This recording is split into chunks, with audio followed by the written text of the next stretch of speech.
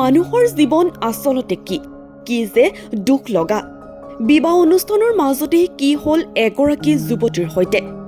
দেশবাসীক চিন্তিত কৰা এটা ভিডিঅ' ভাইৰেল ছ'চিয়েল মিডিয়াত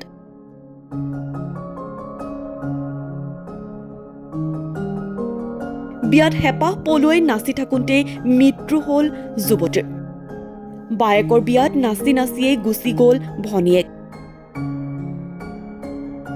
নাচি থকা অৱস্থাত হাৰ্ট এটেকত আক্ৰান্ত হৈ মৃত্যুক আঁকোৱালি লয় এগৰাকী যুৱতীয়ে নিহত যুৱতীগৰাকীৰ নাম ইন্দোৰৰ পৰিণীতা জৈন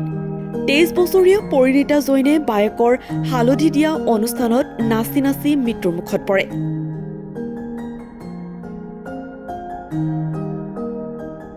CPR দিছিল যদিও সফল নহল চিকিৎসক আনহাতে যুৱতীগৰাকী ভাতৃ 12 বছৰ বয়সতে হাৰ্ট এটেকত আক্ৰান্ত হৈ পৰিছিল মৃত্যুৰ মুখত